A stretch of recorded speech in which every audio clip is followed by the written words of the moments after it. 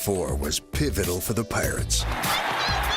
And in the first, Willie Stargell once again displayed his uncanny offensive timing. Hit in the air to deep center field. Bunbury going back, all the way back at the fence. Gone. What Willie did in the 1979 World Series was basically no different than what he had done for us all year long. So the great man comes through and gives the Bucks an early lead. But leading by 3 in the 8th, the Pirate ship sank as the Oriole bats once again came to life. It's a double and it's 6-5. And Baltimore will take the lead. Damage was done. Baltimore 9, Pittsburgh 6. Look at them.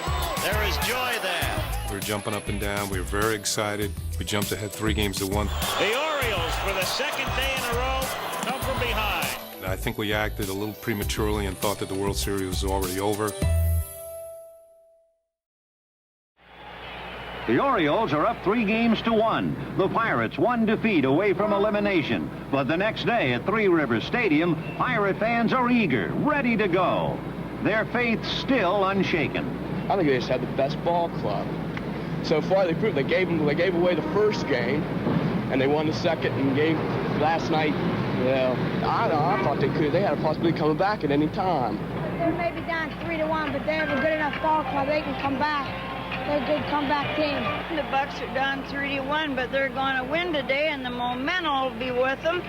The momentum will take them back to Baltimore, and I look for them to take the next 3 games. We are going to come back because we have the greatest ball team in the world.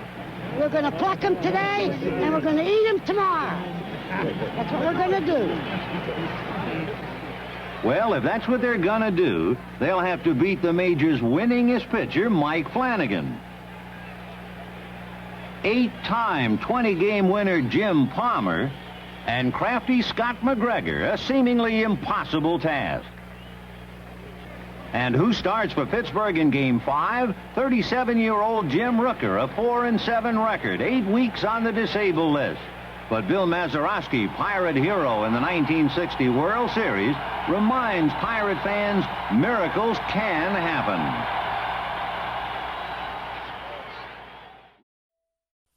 As Game 5 of the 1979 World Series approached, the Pirates were trailing 3-1 and dealing with a loss in the family. That morning, I had learned that Chuck Tanner's mother had died. And wow, that just kind of put a shadow over the clubhouse. The team loved him, and his mother was a huge fan. We knew it was hurting him, you know, the fact that she was sick, and then to find out that she passed. You know where this man's heart will be. So if he doesn't even show up, we can clearly understand. And I hear this Chuck Tanner normal voice coming in the clubhouse. You and Tony. Had to be tearing him down, but you would never know it. And makes the statement, you know, my mother was a huge Pirate fan, and she knew we needed some help, so she went to get us some. And then that sent a chill through all of us. This is Tanner, Chuck's mother, passing away this morning. His ball club down 3-1. Here we go. Game 5. The Pirates need a few miracles beginning today. Now, ladies and gentlemen, may we turn your attention to the commissioner's box, which is located at the first base end of the Pirates dugout. Today's ceremonial first pitch will be made by the former Pirate second baseman, Bill Mazeroski. 19 years ago yesterday, he hit the home run at Forbes Field, which won the 1960 World Series over the New York Yankees.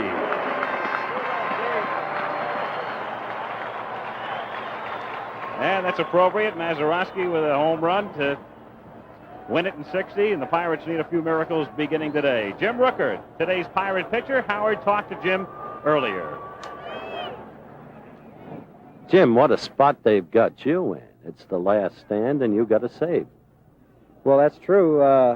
Seems like there are a lot of Indians around and no help in sight, but there aren't too many people maybe that can be put in this position, but I welcome the challenge, and I'm real happy about it. It's just a matter of going out and doing my job and hoping things turn out right. You seem to be throwing better than you have in a long time if your performance in the first game is any yardstick. Is that true? I believe so. I've gone through a lot of injuries this year and been on the disabled list a couple of times, and I think I'm probably more, or at least at this point, a lot healthier now than I was during the course of the season. So I think that, with the fact that I haven't had to pitch that much this year, probably has allowed me to be a little bit stronger at this time of the year, as opposed to somebody that's maybe pitched a lot of games, a lot of innings, and maybe not be quite as strong. What's your best pitch, Jim? Well, I'm basically a controlled pitcher. I'm not going to overpower anybody and strike out a lot of hitters, so I've got to just get all of my pitches over the plate, stay around the plate, and basically really stay on top of the hitters. I can't afford to get behind on these Oriole hitters like the rest of our staff really has been doing as of late. Jim Rooker, who worked in relief in Game 1 in Baltimore. The start in Game 5, the Pirates out on the field. Defensively today, it's Bill Robinson getting the start in left field, again because of the left-hander going for Baltimore, Flanagan. Omar Marino is in center. He hasn't stolen a base in the series. Neither have the Pirates. And Dave Parker over in right. Parker 7 for 17. At third base, Bill Madlock made a key error yesterday and also turned in a fine play at third. An off-and-on series thus far for Madlock, with Tim Foley at shortstop with 3 hits in game number 4. Talk about off-and-on series. There's a key example. Phil Garner at second base. Problems defensively, but Garner with 7 hits and 14 trips to the plate. And, of course, at first, the captain of the Bucks. Number 8 is number 1 in Pittsburgh, Willie Stargell. Back of the plate, Steve Nicosia, again in the platoon arrangement with Ott catching against the right-handers, and Nicosia in the lineup against the lefties. And 37-year-old Jim Rooker on the mound. Rooker is 37. He has an 18-year-old son, David, who is a freshman at the University of Arizona and figures to be the Wildcats' starting third baseman. Rooker, a surprising starter. Everybody figuring that Chuck Tanner would opt for Bruce Keeson, who was the starter in game number 1. The Orioles going with basically the same lineup they went with the other night against the lefty Candelaria. The only change would be in the middle, where they have flip-flopped DeCinces and Renicky. But the same cast of characters that provided the impetus initially in the 8-4 win in game number 3. And here was the man who was the big hero in game number 3 with 4 runs batted in. Had 2 more RBIs yesterday. Pico Garcia, Ayala, and Singleton to start it off in game number 5. Garcia celebrating his 26th birthday today. It's a family affair. His dad, Alphonse, is 54. His Uncle Louis is 52 today. Here we go. Game 5. 0-1 the count. The umpires, an American League umpire at the plate today. Jim McKean, Paul Runge of the National League at first, Jerry Neudecker, American second, Bob Engel, National at third, Russ Getz, American left field line, Terry Tate, a National, down the line and right. 0-2 the count. Well, you had to be impressed with Jim Rooker on the opening night of the series when he came on. He worked 3 2/3 innings, allowed just 2 hits, and he threw well. He was well in command. He had a good curveball, and he had a good fastball. He can be a little sneaky fast. Jim, he's got a nice, easy motion. That fastball can get on you a little bit. Hit in the air, down the right field line, and curling and going foul, back out of play. So the count stays 2-2 on Garcia. There's a guy out there that just picked up that ball, Dave Parker. He is playing, and he is not 100%. He has got the bad knee. He went into the fence yesterday to grab a fly ball. He's got a bad shoulder, but I'll tell you, he's still going strong. He's still a threat. The Bucks, though, as I said before, they have not put it all together in this series, and even to a man, they have come out and said that. This is not our ball club. People have not seen our ball club yet. Fouled back, 2-2. Well, you made an effective point in your opening when you talked about the Bucks' failure with men on bases. Look, thus far in this series, the Bucks are hitting for a .329 average, the Birds for only .266. However, with men on bases in scoring position, thank you very much, the Birds are hitting .289, the Bucks only .243. Another telling statistic. Broken bat, Looper, and Rooker makes the catch, a basket catch. Last time we saw that was 54 with Mays off Wirtz. Over the shoulder. Now there's a play. If Rooker doesn't make that play, I don't believe they get Garcia. But I said before, Jim started off in his professional career, as we look at it again, and good instincts right here. He was a former outfielder in the Tiger organization, and he makes the play, and he makes it look easy, but a very good heads-up play by Rooker. Here's Benny Ayala making his second start in the series. 2 for 2 against Candelaria the other night, a single, and then a home run. In the meantime, did you hear Earl Weaver tell me in the pregame show, call ball, that he started up. He talked about how little was left on his bench. He started up to hit yesterday. He said, Ayala might as well leave the pitcher up against a right-hander. 2-0. Well, there's a man right there that he's got the whole baseball world confused. I'll guarantee you that. 2-1 the count on Ayala. I have never seen more baseball people shaking their head and trying to figure out Earl Weaver than I did yesterday after the game when we went over to the ABC hospitality place. Bouncer to short. Tim Foley. 2 down. Well, you know, one thing about the Orioles, Weaver contending that he uses everybody, and certainly he has proven that. He's proven that in the first 4 games. Every Oriole has gotten into the first 4 games of the series, and interestingly, all but one of the Pirates. Only Dave Roberts has not worked for Pittsburgh. Well, both of these managers, why, they're firm believers. They will platoon, both of them, as we see this afternoon, and they go to their bench a lot. They take advantage of all 25 men. Ken Singleton looks at a strike. 90 miles an hour, the last pitch from Rooker. That's not bad for a man that's been on the disabled list twice this year. There's a change, missing outside. Kenny's 7 for 17, hitting .412 in the series, but he's not that happy with the series he's having because of 3 important strikeouts. 1-2 the count. He's only knocked in 2 runs in the series, Don. Well, Ken had an interesting statement you told me about this morning when they were talking about the managerial moves of Earl Weaver. Fly ball to center field. Omar Moreno will handle this one. And an auspicious beginning for Pittsburgh as Rooker sets the Orioles down in order after a half. In Game 5, it's Baltimore 0. And the Pirates coming up. Mike Flanagan, the winner in game number 1. 23-game winner during the regular season. On the mound for the Orioles today. And he chatted with Howard before the game. Earl, second time around for Mike Flanagan. Tell us what makes him tick, your evaluation of him, what he throws. Well, he has outstanding stuff, Howard. He's got a good fastball. He has a tremendous slider. He tries to throw low and in.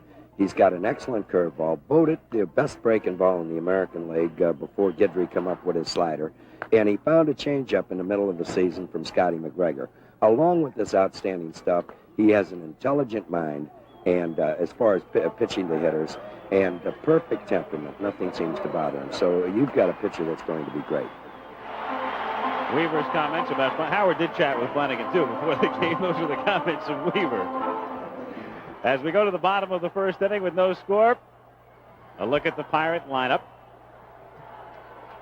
And Omar Moreno to stand in. Moreno and Parker, the left-handers in the lineup, against the lefty Flanagan.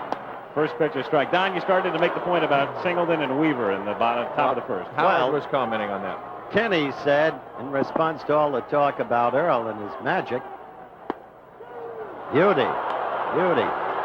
Took something off that, as you saw. Kenny said, sure, Earl makes the moves, but we're the guys who execute.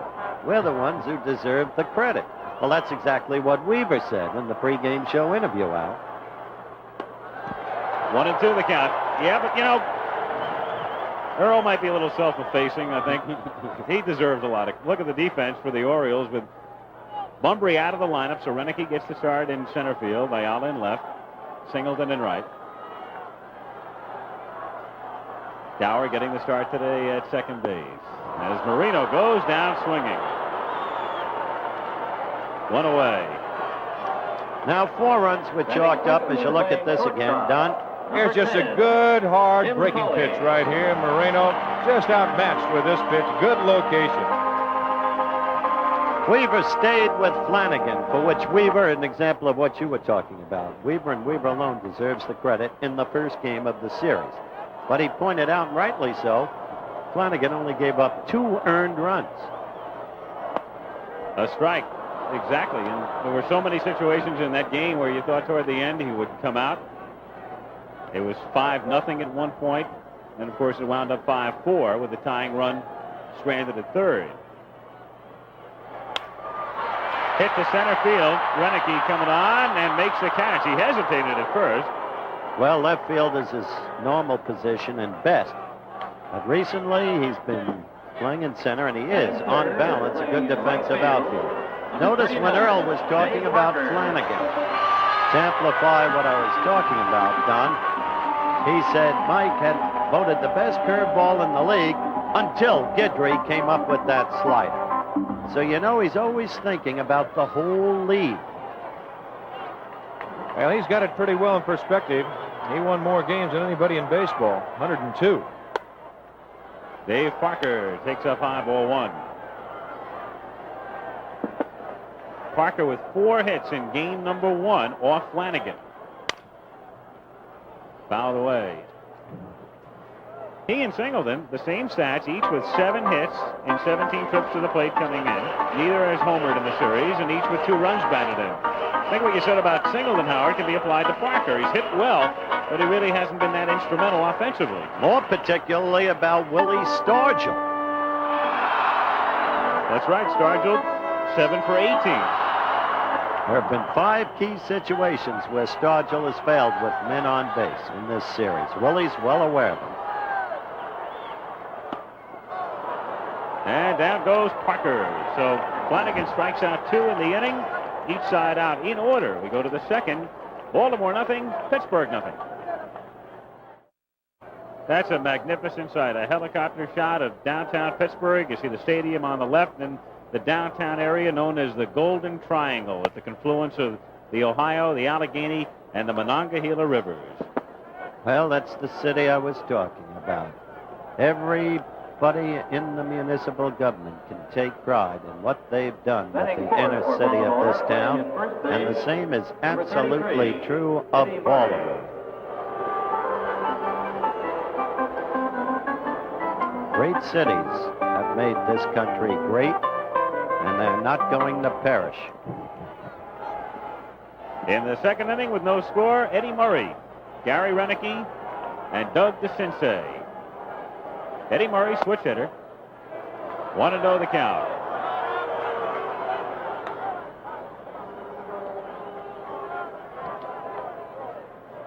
Murray got off to a hot start in the series, but they have cooled him off. 4 for 14. 2-0. Don't let that fool you, Al. This man is a hitter, an exceptional hitter. He can kill you anytime. In only his 3rd year, you've got to be impressed by Murray as he hits a fly ball to right field. Dave Parker is right there. 1 gone. So Jim Rooker has set down the first 4. Rooker didn't find out until after yesterday's game that he would be starting in game number 5. You know, it really wasn't until somebody came up to him in the clubhouse and asked him. He didn't hear it from Tanner. He came up, he was being interviewed, and I was watching it on TV as I went back to the room, and there he was. He said he looked at him, and all of a sudden his eyes got as big as saucers. He said, no. He said, no one told me. He said, you're the first one that told me. It's interesting how pitchers prepare for games. Rooker, very easygoing sort, out by the batting cage, chatting with everybody. Outwardly anyway, seemingly no pressure. Other pitchers just like to stay back in the clubhouse, avoid conversations. Popped up. Stargell is there, and Wilbur puts it away. 2 down.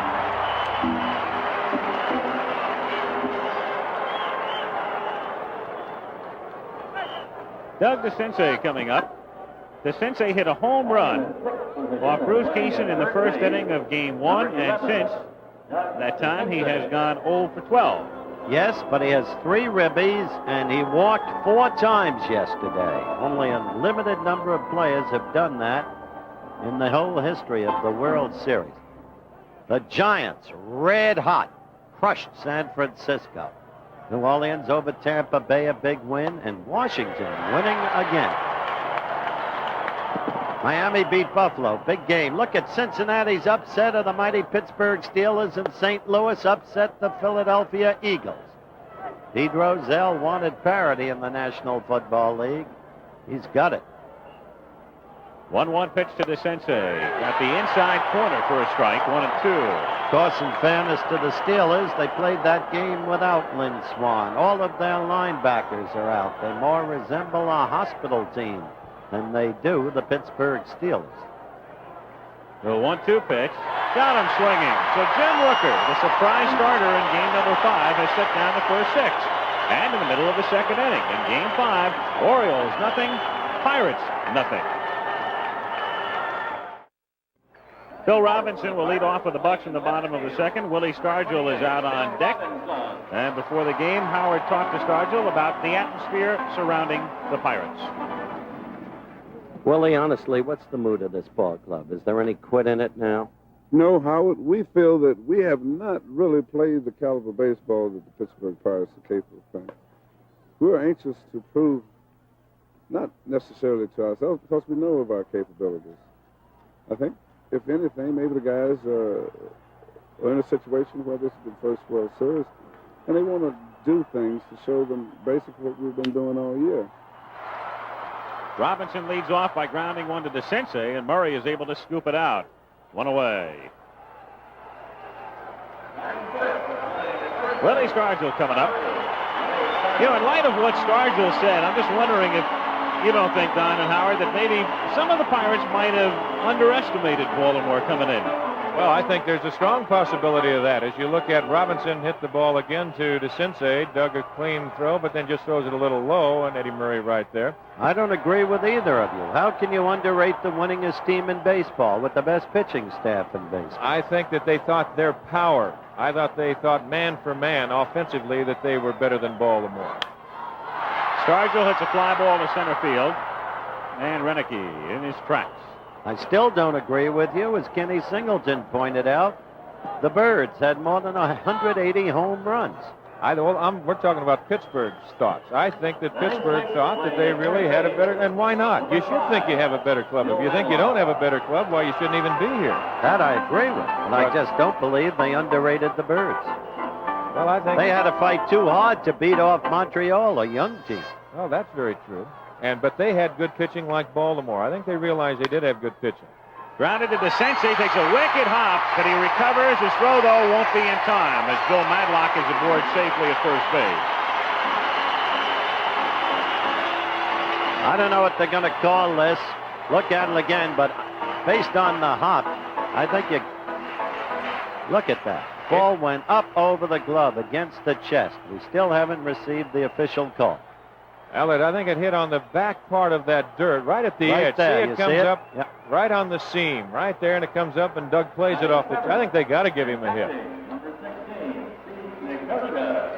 Well, we'll wait for the scoring. It's a hit. And they do give him a hit. Bad hop single from Madlock. That's Bill's 6th hit in the series. And the game's first base runner. And Flanagan does a good job keeping runners close, with Nicosia waiting at the plate. Hit to left field. Ayala going back. It's deep but playable on the warning track for Benny. So the side is retired in the second inning. 1 hit, 1 man left on to the third inning with the score, the Orioles nothing and the Pirates nothing.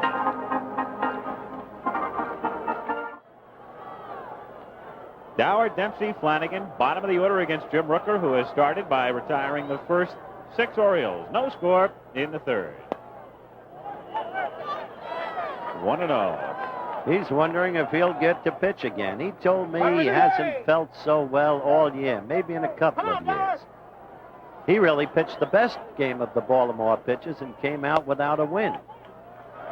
Well, if they do go back to Baltimore and Pittsburgh does win today, he will be in there on Tuesday night against Blyleven.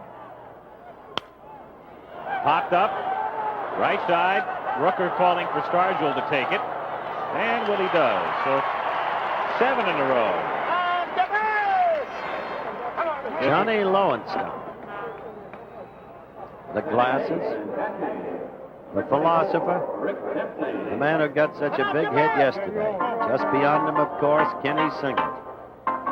One thing about Lowenstein, after winning Game 1 in the playoffs and what he's done thus far, everybody around the country knows how to pronounce his name now. That's exactly right. Bouncer to third. Easy play for Bill Madlock. 2 down.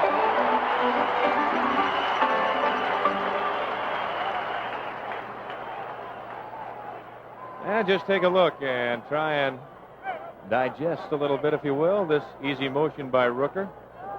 Now the head comes back up to pick up the target, and everything's nice and smooth and easy.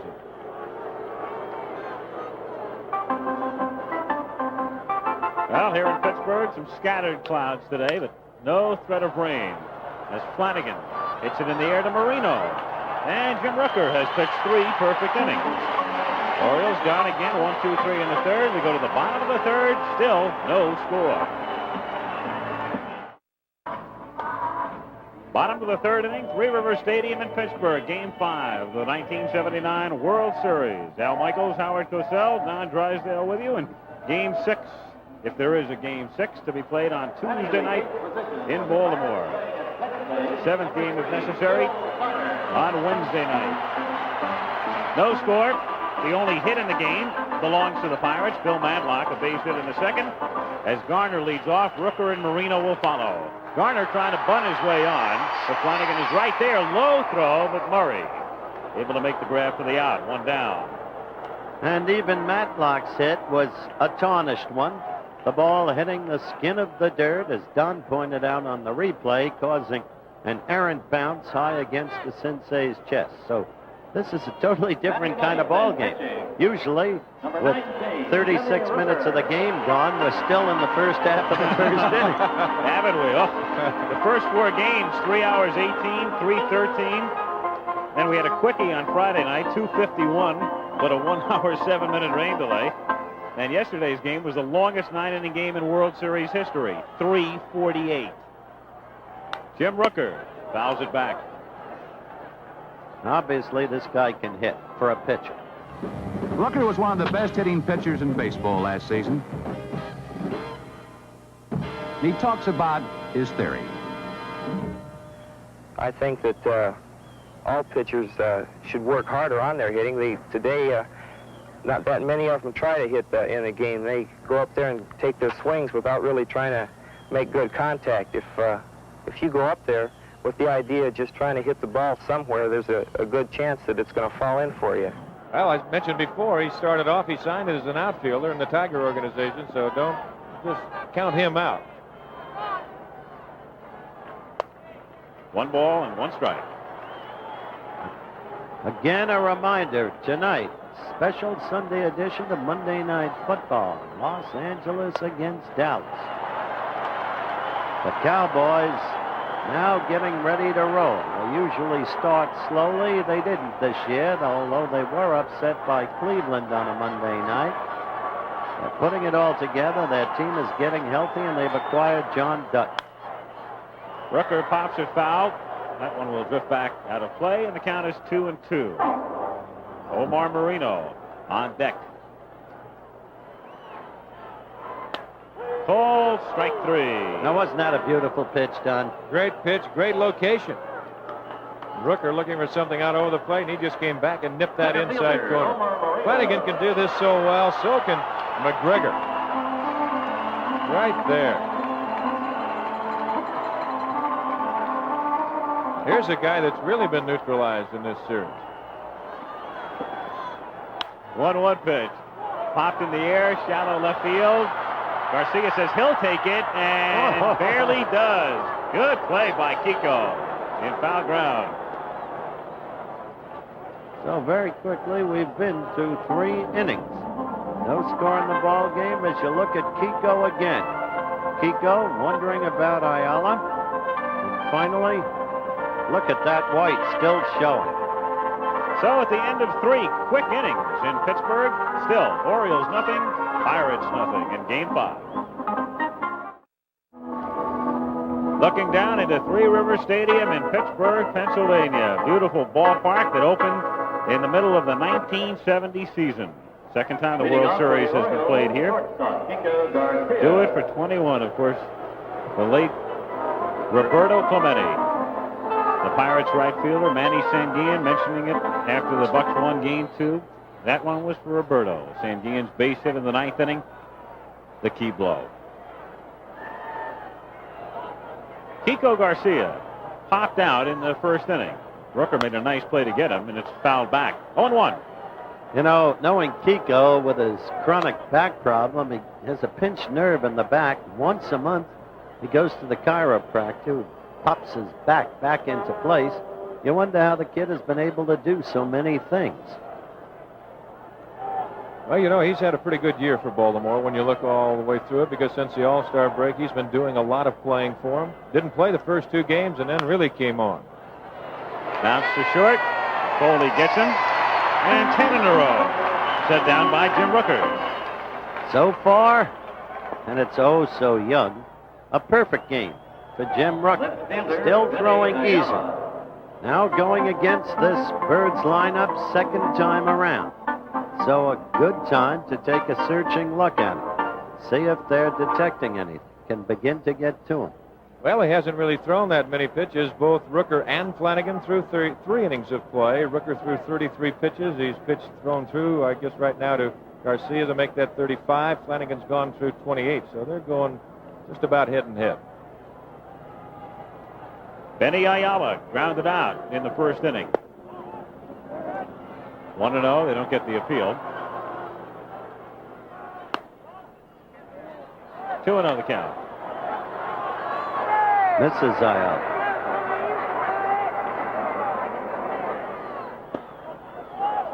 Three and 0 the count.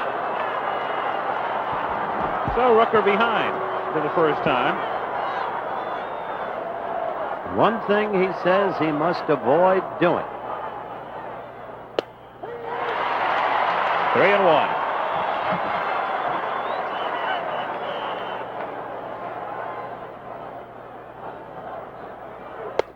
And he loses him. So the Orioles have their first base runner. And Rooker will be working out of the stretch for the first time as Ken Singleton comes up. Flied out in the 1st inning. It'll be interesting right now to watch how Jim pitches out of the stretch position. Of course, he does it many times in his life, but a lot of times when you get rolling along, and working out of the windup for so many times, as we've said before, he's retired 10 in a row. Now he walks Ayala. Sometimes it maybe will take just a pitch or two to get himself in the groove pitching out of the stretch, and we'll have to wait and see about that. Well, we have just lost any possibility of a repeat of Don Larson in '56. Pop foul, back out of play. There's Kenny's wife. You've seen it twice before as Chet Forty covers his human coverage of this World Series. It's dimensional coverage, I might add. The strike 1 pitch. Did he check? They appeal. He did check. 1-1. Well, a lot of fans doing some umpiring with their hearts out here, but yep. I believe Kenny checked in time. Jim McKeon, but, well, I'm not real sure. He's out there. That bat is laying back there now. 1-1 pitch is fouled at the plate, and the count 1-2. On deck, Eddie Murray.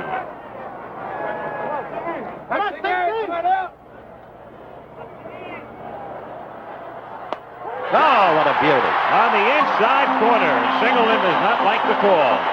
He's wrong. That pitch took him by surprise. It's exactly what we were talking about. He's mixing up his pitches beautifully. Well, he stayed away from him all the time, and now he comes back and nips that inside corner. There you see Nicosia setting inside, and it's right there. You can see now here's one of the American League umpires, Jim McKeon, who will work with the inside protector. Lee McPhail, the president of the American League, Dick Butler, the supervisor of umpires, they've given the American League umpires that option. You do not use to don't have to use, I should say, that big balloon as Murray fouls it away. And there's a lot of them going to it. Matter of fact, there's probably more in the American League right now that are using that inside protector than are not. You see also Jim has that flap hanging down that Nicosia has, started by the Dodger Steve Yeager to eliminate any foul tips from going back and catching in the throw to the Adams apple. 0-1 pitch. Popped up. Bill Garner's right there. And the Orioles are gone in the 4th inning. Rooker sailing along. No runs, no hits. They leave 1 at the end of 3.5 in Game 5. Baltimore nothing. Pittsburgh nothing. Well, our helicopter just a few miles away now as you look down into Pitt Stadium, the home of the Panthers, the campus, the University of Pittsburgh, where yesterday the Panthers beat Cincinnati 35-0. That's right, yesterday morning. The Cathedral of Learning. And proximate there to Old Forbes Field, no longer existing. Tim Foley leads off in the bottom of the 4th inning. 0-1 the count. Foley's followers watched him collect 3 hits yesterday. He has 5 in the series. Bouncer foul, and the count is 0-2. The Sensei on a hop. 1 out. Dave Parker coming up, struck out in the 1st inning. Now 7 for 18 in the series. He talked with Howard before the game. Dave, it's the 2nd time around for you against Flanagan. Last time you killed him. 4 hits. What more can you do? Well, hopefully I can get 4 more today and possibly hit 2 3-run homers and put us out in front and get this game on our belt and go to Baltimore and clinch the World Series. Yeah. Sounds like his manager. The optimistic Chuck Tanner as Parker fouls it away. 0-1.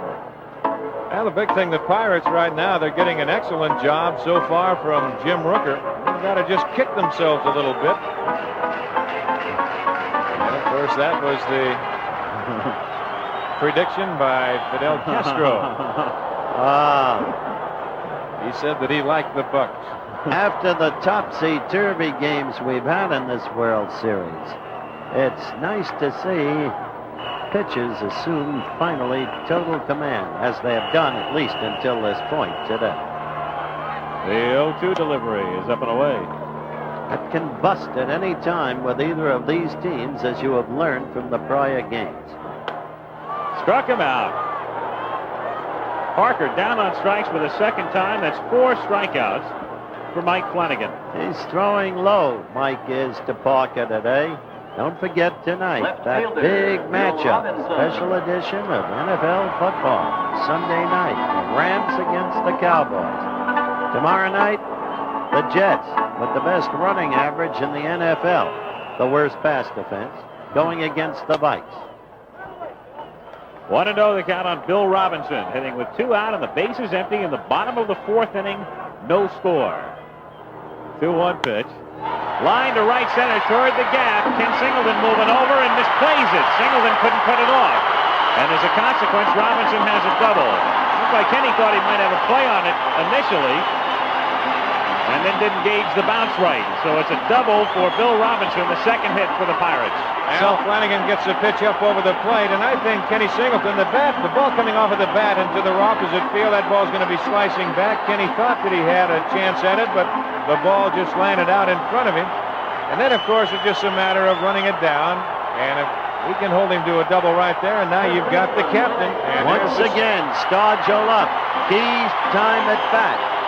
Runner in scoring position. Stargell flied out his first trip.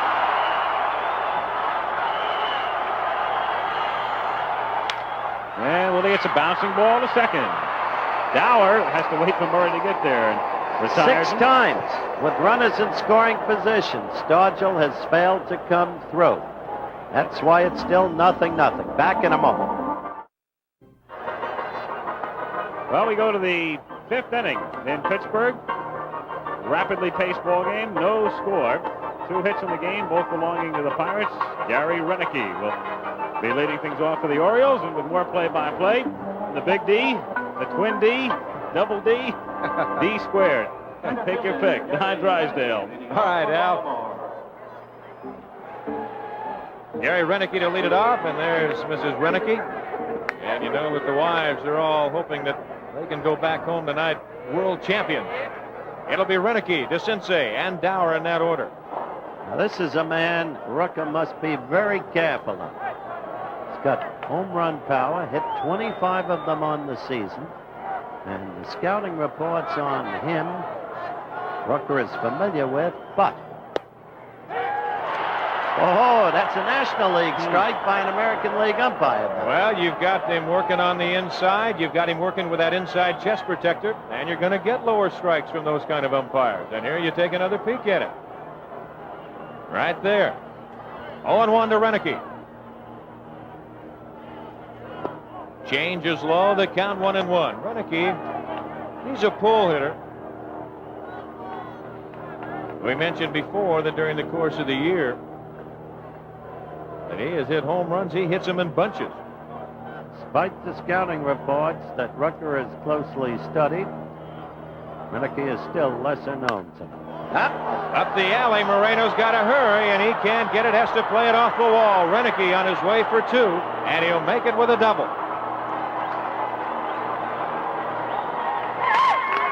Now that is the first hit as you look at Mrs. Renicky. You know, she's happy. Gary's standing at second base. Now that is the first Baltimore hit of the afternoon. A leadoff single, check that leadoff double by Renicky standing at second base, and now you've got DeCinces. And here's where execution comes in. DeCinces should be trying to move that ball to the right side. A ball and a strike to DeCinces. With Renicky at second, nobody out. Line drive, Garner can't get it. Base hit right field. Parker will come to the plate. It'll be cut off by Stargell, and Baltimore has runners at first and third with nobody out. Garner went as high as he could go. Bill tried to time his jump perfectly on a little looper. It looked like at that point he might have a chance, but that's as high as he can possibly go. Just barely deflects it, and of course the runner at second, Renicky had to hold and then be held at third. Well, runners at the corners with Renicky at third and DeCinces at first. The first scoring threat for Baltimore. Nobody out. And all of a sudden, they might get some action down in the bullpen. You see Nicosia pointing out the infield and up the middle with Garner and Foley. They set for 2. Madlock a few steps behind the bag at third with Stargell holding DeCinces at first. The outfield all straight away. Dower popped to the first baseman Stargell, his first time at bat, 0 for 1. 1 ball and no strikes to count. Runner goes, and it's fouled away. Now Weaver playing hit and run with Dower and DeCinces. Well, there is tomorrow night's, or I should say Tuesday night's starting pitcher. If they should go that far, he was scheduled, right-hander Bert Blyleven, but Chuck Tanner knows that if he doesn't win today, you forget Tuesday night. It's all over.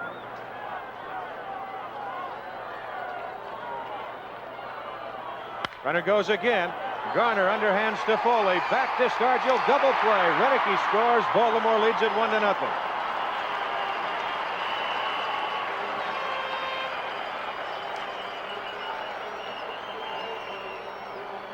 Well, Dower with the infield at double play depth. He knows the ground ball is going to score a run, and Garner is able to get there. He was moving toward second. And over to Foley in time for the force and back on to Stargell for the double play. But interestingly enough, the only run in the game on the double play as we take a look again. Coming in hard at second base, DeCinces to take out Foley, but he still gets a strong throw over to Stargell. But it's 1-0 Baltimore. And the catcher Rick Dempsey stands in. Fastball away. 1-0 the count. Key point is they got the run. They continue to make their hits count, even though the hits have been fewer than the number of Pirate hits. Hard base hit left field. So that double play Dower hit into looms very large now. Even so, Dempsey getting on is a boon for the Birds because they get Flanagan out of the way and can begin the next inning with Garcia. Now here is Mike Flanagan. And that's exactly right. You love to have that pitcher come up and lead off the inning if you possibly can. There's Mrs. Flanagan. That's the young lady you met in the up close and personal in the pregame show. Breaking pitch is low to Flanagan. He flied to center his first time at bat. Mike is 0 for 1. 2-0 the count. In the inning, the leadoff double by Renicky. The little looping line drive, base hit to right by DeCinces, put runners at first and third. Dower hit into the, there's Blyleven in the bullpen. Dower hit into the double play with a run scoring, and that's where we stand. 2 balls and a strike. And the count goes full at 3-2. And the full count, runner at first. Dempsey will be going with the pitch. Stargell will move in and play in behind. Runner goes, pitch just outside, and Rooker thought he had him struck out, and so did Nicosia. Now Flanagan walked. Last thing in the world you want to do. Runner now in scoring position. There you take another look at it. Boy, that's a close pitch. It really was. But in the meantime, Garcia, clearly a hot hitter. 6 RBIs in the series. 6 for 12 in the series, coming to the plate. Rooker, his first inning of trouble. He had not allowed a hit until this, the 5th inning. Kiko 0 for 2 this afternoon. 1-0 the count.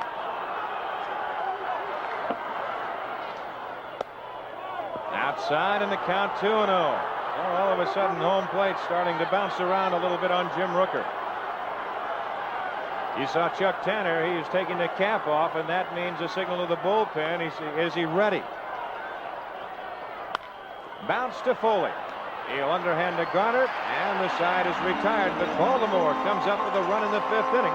And after 4.5, it's now Baltimore 1 and Pittsburgh nothing. Well, Bill Madlock to lead it off, and of course Madlock coming to Pittsburgh from the San Francisco Giants. Great trade, and Howard talked to him prior to the game. Bill, you seem reborn as a member of the Bucks. So different from when you were in San Francisco. What went wrong there? Well, I think out in San Francisco and the other teams I played for, they try to mold you into being a Giant or a Cub. With a team like the Pirates, you can be yourself. You can enjoy yourself. You can go out and have fun.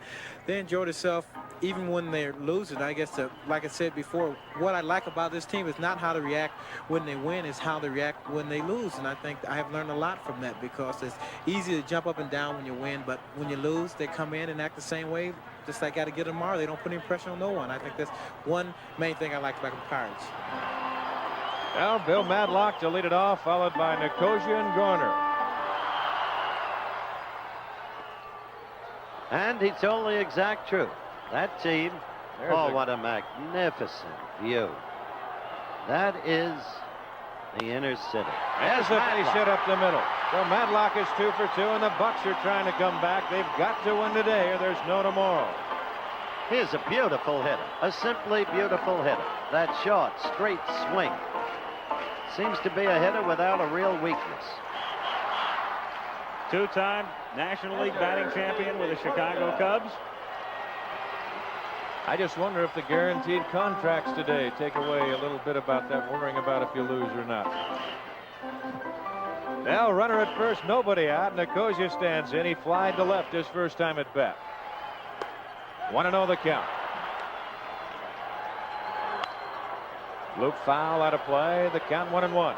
You got one of the key points when you keep emphasizing the Bucks' failure to hit in the clutch. They're hitting over 300, 329 for the series coming into this game. Only twice in World Series history has a team batted 300 and still lost the series. The Brooklyn Dodgers in '53 to the Yankees, and the Yankees hit 338 but lost to these very Bucks in 1960. Well, they move him back again.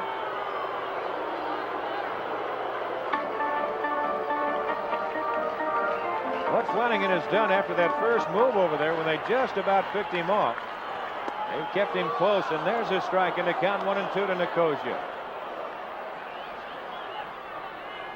There's another look at it. Off-speed curveball right there. Beautiful pitch.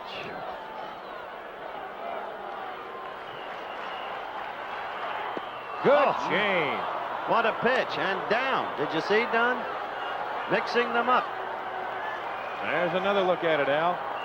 Well, Flanagan, he's that type of pitcher. You can't really go up there looking for off-speed stuff. It's very difficult. I know very few hitters who've ever said, I can go to the plate and expect an off-speed pitch. It's the other way around. You got to go up thinking hard stuff. And he's thrown off again. So that's 5 strikeouts now for Flanagan. Here's the little pepper pot, and Lee Lacy, pinch hitter extraordinaire, on deck. And Phil Garner to stand in. He tried to push a bunt by Flanagan his first time at bat, and Flanagan threw him out. There's Lacy in the on-deck circle, so Tanner going to the bullpen early. Lee, as I've suggested in earlier games, hit 5 pinch hit home runs for the Dodgers in a given year. The all-time record established by Johnny Frederick of the Brooklyn Dodgers back in the late 20s with 6. Hit well left field, but it appears to be playable. Ayala to the warning track to make the catch, and Madlock has to go back. What a little pepper pot that Garner is, though. He's had a difficult series in the field, but it hasn't affected his hitting at all. This telecast is presented by authority of Major League Baseball and is intended solely for the private non-commercial use of our audience. Any publication, reproduction, retransmission, or other use of the pictures, descriptions, and accounts of this game without the express written consent of Major League Baseball is prohibited. Here's Lacy. It's the bottom of the 5th. It is 1-0 Baltimore. And the accumulating tension begins to present itself. You can feel it in the arena. With Rooker out, as you look at the number of pitches he threw inning by inning, he never threw more than 16 in any inning, except the 5th when he threw 26. That's when he gave up the run. Hit to the hole. DeCinces, his throw is no throw. The turf made that a hit. Nothing but the turf. However, he may have been mistaken in cutting it off. He poached, as they say in tennis. Absolutely, as it goes to the hole. Garcia, if he comes up with a play, might have a force out at second base. And Kiko looks like he's ready. He's in position to pick it up and throw over to second. But all of a sudden, DeCinces is right there. And Doug just can't get his footing as he goes down. And now it's a base hit, but one must adjudge that DeCinces made a mental mistake. Well, it would have been an easy play for Garcia. As Al said, he was right there. All he's got to do is catch it, go the short way. It would have been a close play at second base. The ball was not hit that hard. Here's Omar Moreno, and there's Mrs. Moreno. Mrs. Moreno. Curveball for the strike. Time and again, Omar has been up in tough situations. There she is with the whistle. Moreno 0 for 2 today, has struck out and popped to short.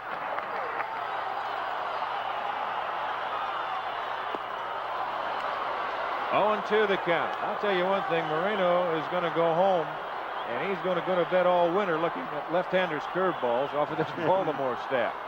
There's a stat right there. That tells the story. That's it.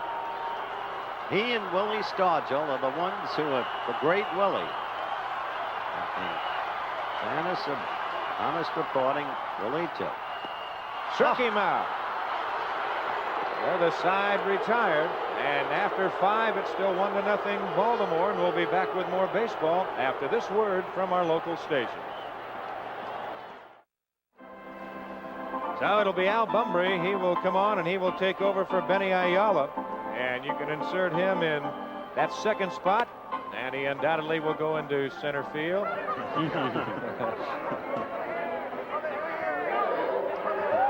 Quite a difference, eh?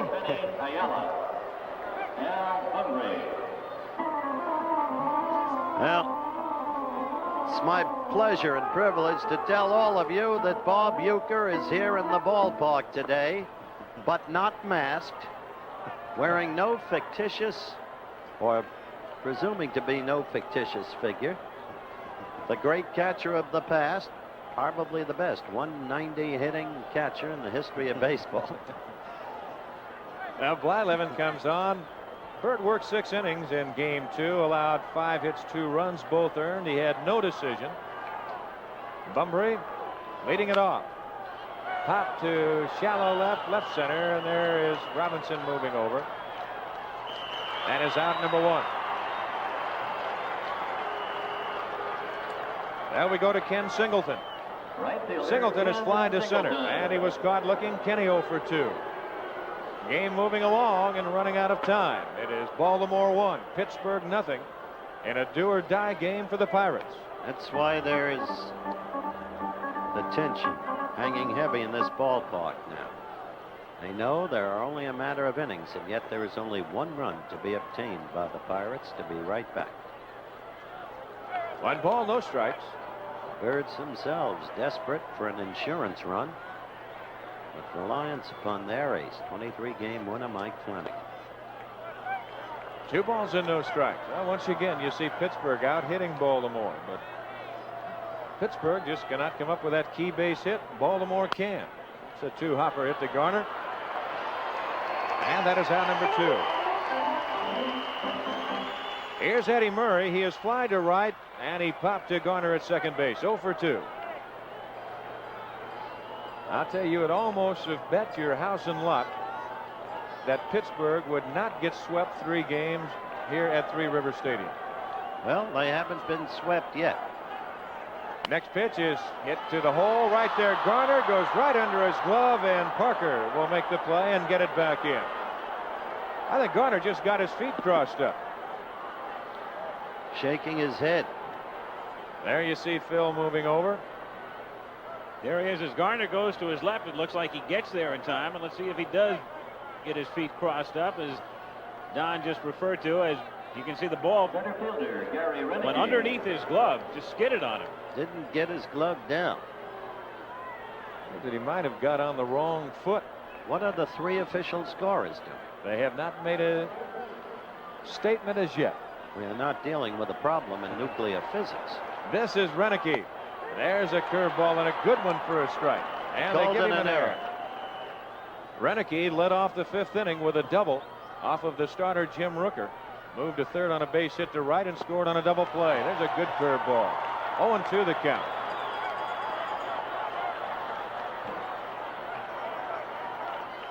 Blyleven showing an excellent curveball. There's a stat that's a little surprising right there. Since 1972, his first relief appearance. Curveball swung on Wickley and missed. What a curveball. So Baltimore is gone in the 6th inning as you look at it again. And after 5 1/2, it is Baltimore 1 and Pittsburgh nothing. Gary Renicky will move over to left field from his starting center field position, and Al Bumbry, who came on to pinch hit, he stays in the game and he's in center field. Earl Weaver has his best defensive outfield out there right now as they try to go to some leather here over the last 4 innings. This is Foley and the baby. Foley to lead it off. Low, ball 1. Tim is flying to center, and he has bounced to third. Low, ball 2. 2-0. That's all it takes. Get these fans aroused. That's right there, that little baby. That's why Tim was so thrilled to get the new 5-year contract. There's the strike, and the count goes to 2-1. It'll be Foley, Parker, and Robinson. That's the first ball 3 count that Flanagan has had on any hitter this afternoon. That shows you about what Mr. Flanagan is made of. There's a growing feeling in this ballpark now. The 3-1 pitch. He walks him. Flanagan not too happy with that call, nor was Dempsey. Well, they've got themselves an American League umpire there. They don't have a lot to complain about. But Dave Parker, Bill Robinson, and Willie Stargell. Sure did look like a strike, I must say. Here's Dave Parker, has struck out twice against Flanagan. Here's where the Bucks are hoping that they can get back to the form of Mr. Parker in Game 1 when he had 4 hits off of Flanagan. Baltimore on top 1-0. We're in the bottom of the 6th, and time running out on the Bucks. You got their lineup done. 4 innings to get 1 run? No. Plenty of time. There's plenty of time. There's a man right there that can also equalize anything that you might want to do in a hurry. Mike Flanagan. But he's human. Oh, yeah. Misses inside. There's the Baltimore bullpen. Stoddard on the left and Tippy Martinez over on the right, the left-hander. Stoddard, big game yesterday. And Baltimore's also big come from behind win. Base hit center field. See what I mean? Foley to second, and he'll hold right there as Bunbury gets on it in a hurry. You can get Parker only so often. And now a tough hitter. Bill Robinson with 24 homers on the season, who has already clipped Flanagan for that double to right center. Now there's nobody out. Robinson stands in 1 for 2. You look at Parker again. And Parker, after striking out twice, delivering the blow here into center field. So Parker with 4 hits off Flanagan in game 1. Mike had his number the first 2 times up today. And now Robinson coming up first and second. Now Robinson has bounced to third. He doubled in the 4th. He was left stranded at second base. And here you put yourself in a position. If you're Chuck Tanner, runners at first and second, you're down a run, you're in the 6th. Do you bunt with Robinson? Do you let him hit? We'll see how they want to go. They're going to bunt. And it's out in front of the plate and a good one. Flanagan has but 1 play, and that's to Murray at first. The runners move up for Stargell. Chuck Tanner made the right play, the only play. Yes, sir. Got to tie this game. He's at home. You play to tie. You don't play around. And once again, Willie Stargell in a key situation. Runners on second and third. And Earl Weaver to the mound, Howard.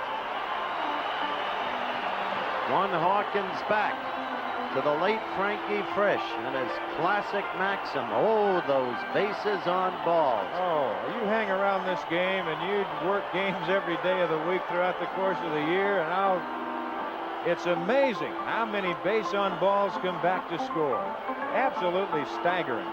Well, what do you think he told them, Al? I don't know, but whatever Weaver says, whenever he goes out, he knows exactly what's on his mind. You'll see some managers go out there, say a few words, maybe counsel with a couple of other players, but Earl goes out every single time and says, look, this is the way it is.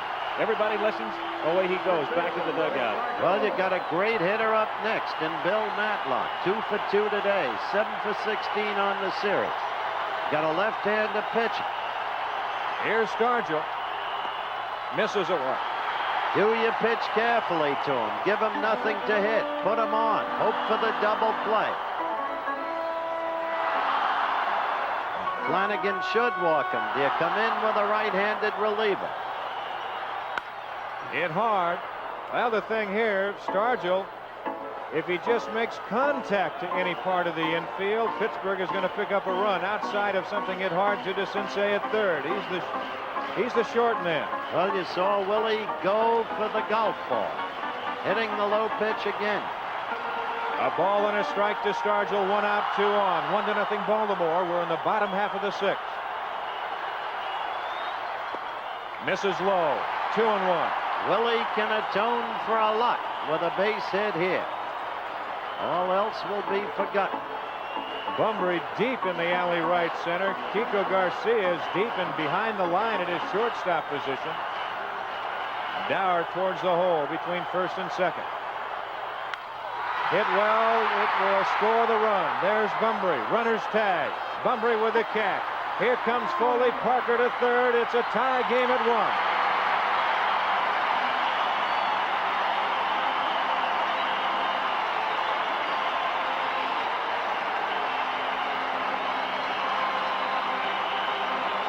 No quit in the Bucks. No quit. Look at it again. Boy, Stargell stayed on that curveball nice. Now they scratch and claw. Bunbury has no play on Foley. He's going to Parker at third, but no play to get the big man there. So now the go-ahead run 90 feet away. Bill Madlock already 2 for 2.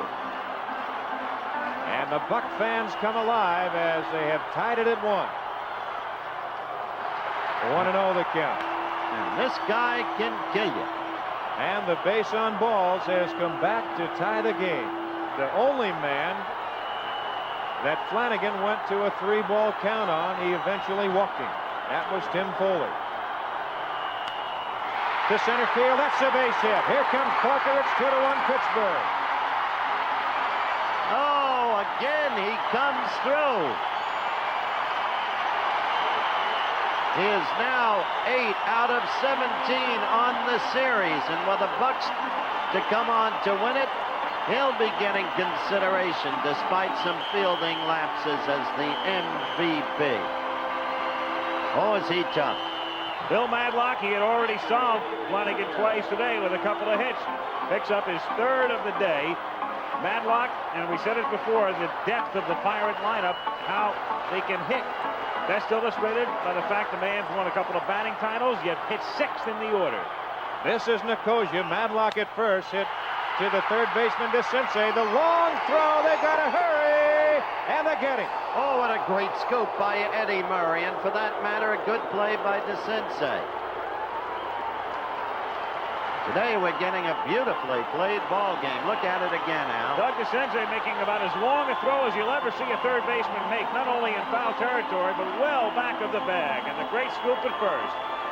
So the Bucks score 2, and through 6, it's 2-1 Pittsburgh.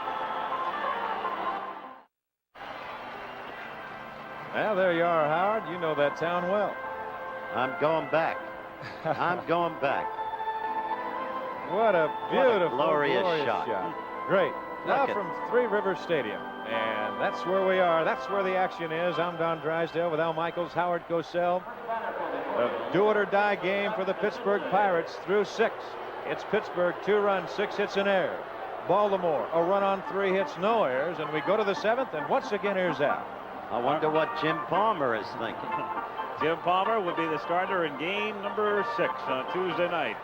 As Bert Blyleven with a 1-run lead now goes to work on Doug DeCinces to start the 7th inning. Foul to the plate, 0-1. You give Drysdale a couple of innings, he'll always get you runs. It never changes.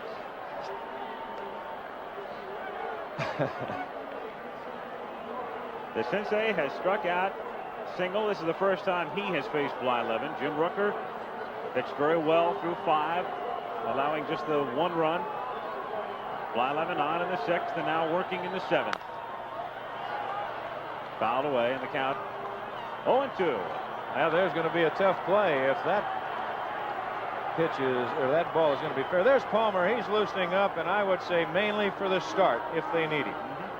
They'll have an off day tomorrow, and then play if necessary will resume, and that will be from Memorial Stadium in Baltimore on Tuesday night.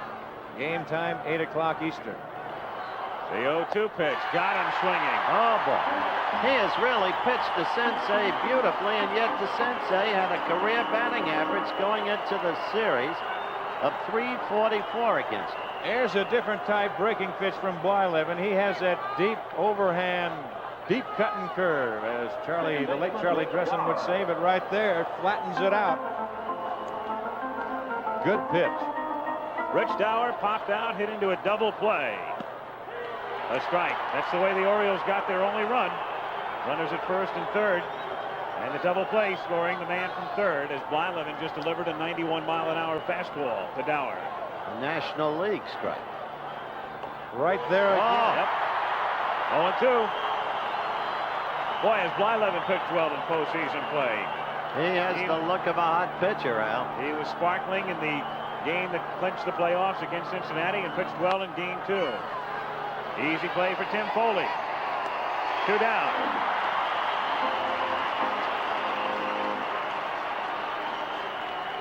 Give Chuck Tanner credit for bringing in Blyleven. A brilliant move. And you consider this man hasn't been used in relief since '72. But Howard, I'll tell you, in a game like this, you can't hold them back. You know when they open up again? Next spring. That's when your next start will be. Dempsey looks at a strike. 0-1. There's Chuck Tanner. Bob Skinner on his right. Harvey Haddock's the pitching coach on his left. Seeing Bradenton. The 0-1 is fouled back. 0-2. You think that Dutchman isn't pumped up? Whew. Born in Zeist, Holland. Lined into center field for a base hit. Moreno goes deep to cut it off. Dempsey's going to try to take the extra base, and he's in there. I tell you, they never stop fighting. Not either one of these teams. It's been the pattern of this series.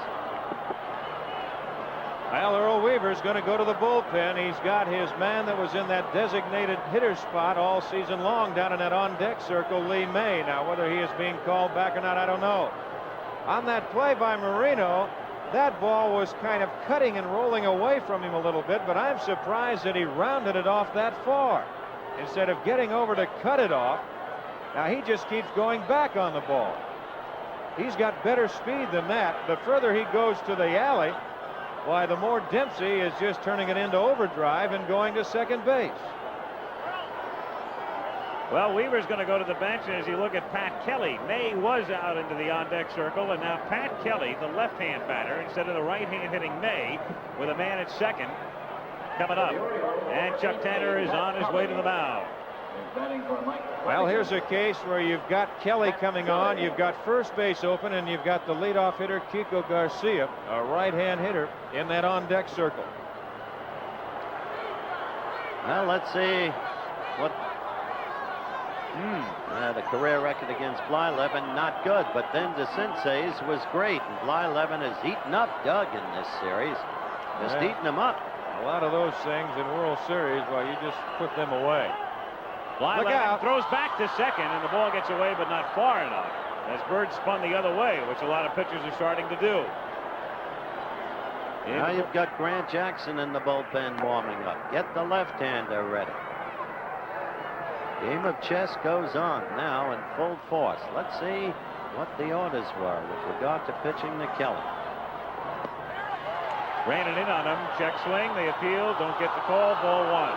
1-0. The third base umpire, Bob Engel.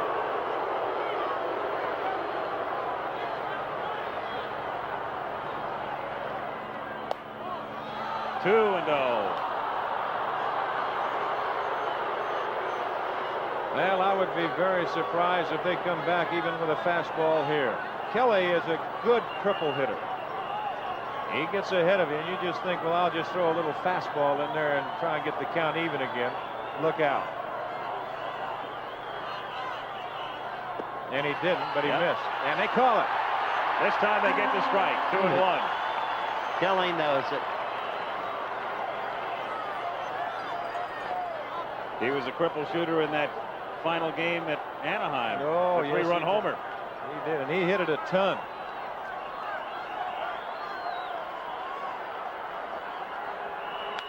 Whoa. 2-2. What a rip. You think he isn't? He'd like to have that one back. Pat, after that swing, just gritting his teeth and saying, oh, no. 2 balls and 2 strikes. Dempsey at second. 2 down.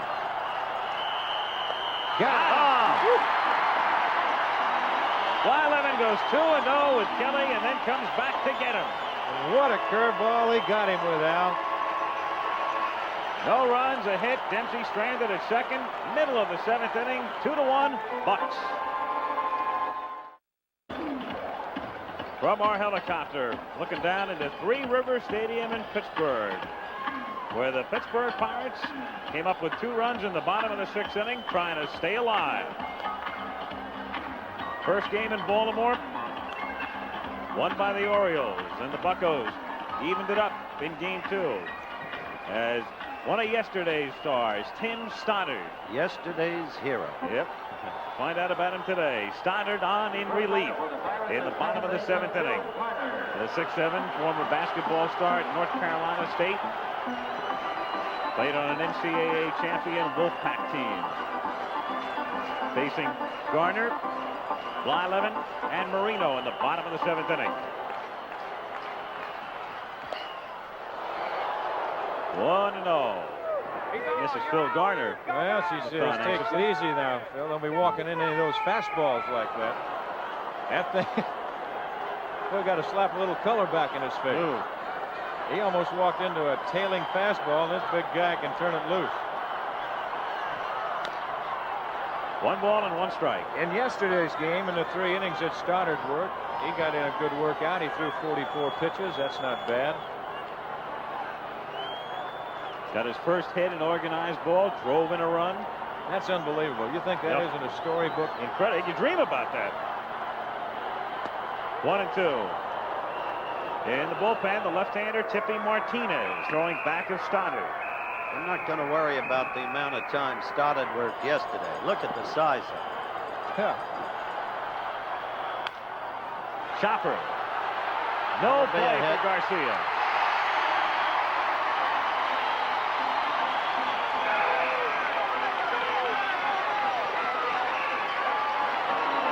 Phil Garner, an infield single to start the bottom of the 7th inning. Well, here you may as well just pick it up, stick it in your pocket, and forget about it, because Garner, who runs well, Garcia made a fine barehanded, the only way that he'd ever have any chance whatsoever. Look at how far Garner was by the bat. So now Blyleven comes up, presumably to bunt. DeCinces will play in shallow at third. Tonight, the Rams against the Cowboys. Live from Dallas, Texas. 9 o'clock Eastern time. I'll make it Irving, Texas. Technically, Texas Stadium. Tony Dorsett and the gang against the Rams defense. Blyleven gets it down, but Stoddard's going to go to second, and they get to fours. Well, you've got to be impressed with Stoddard, a man of that size, fielding his position that well, down off the mound in a hurry. Throwing to Garcia, they erase the lead man, and with 1 out, Blyleven's at first. Well, the ball has to be bunted. You got to take it off. You see Blyleven getting his hands out there quite a ways, but here's Stoddard. He got off the mound very good. He wheeled, and right there, a perfect throw to Garcia.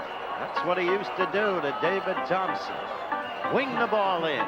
He had more assists that way. Here is Marino. Crowd really got on Omar after the 5th inning when he struck out with 2 men on. And the ever-present whistle of Mrs. Marino. You know something? We may vote in the booth for her for the MVP.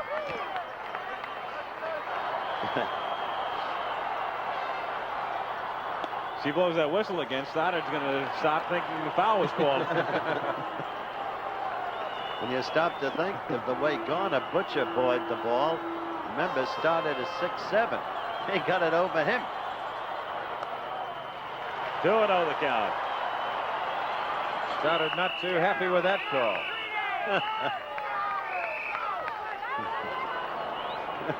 The 2-2 pitch.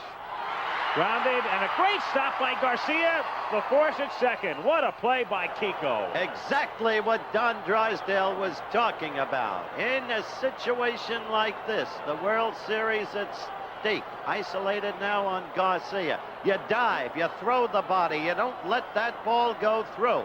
And that's what you see right here. Now, look at that. And as circumstances would have it, he could easily execute the force play. A great play by Garcia that has the ripple effect of getting that man, Marino, on first base. Look for the attempted steal. Well, Foley, he knows one thing. He's going to get some heat. They're not going to be moving around and fooling around with any off-speed pitches. There are too many of those for this big guy out there, and Marino at first base. And there's a case of clogging up the bases again, Al. If that sacrifice is down, you got runners at first and third. Instead, 2 out. Marino at first base, a strike. Remember, the Pirates have not stolen a base in this series. Marino at 77 during the regular season. Well, this is the time to go. Don't you agree, Don? I got to try and make something happen right here.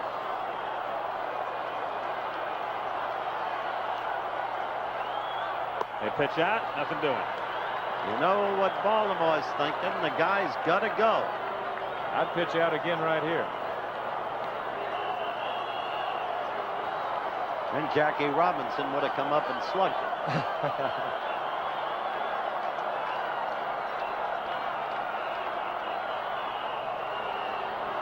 There's a thing, Stoddard. That's That's not a bad move. It's a good move. A man on first base that has good speed. Make him stop. Make him stop. Don't let him get that walking lead and go on you. Don't let him stay on his toes. Try and make him hold on his toes if he wants to. Pretty soon he's got to get a little tired and go back on his heel. That's when you pitch.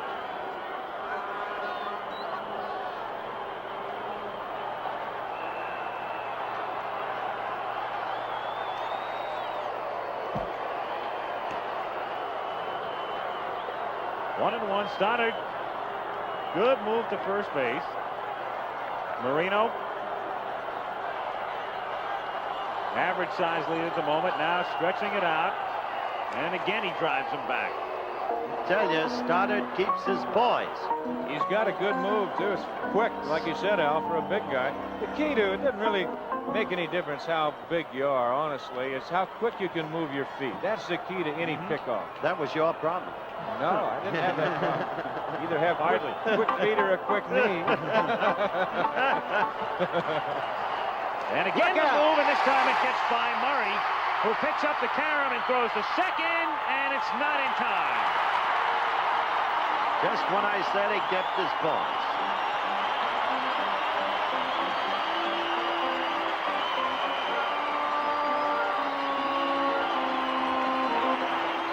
Well, here's a tough play for Eddie Murray. That throw down into the runner.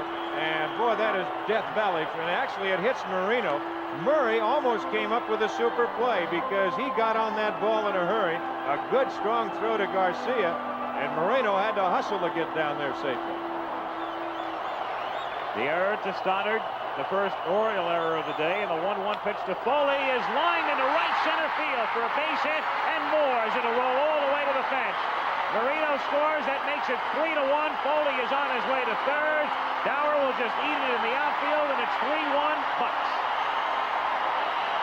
Now the folks are seeing their Bucks the way they've played all year. Foley again, the contact hitter. The guy who virtually never strikes out. The guy who uses the infield to get hits, and then he'll hit you with one like that.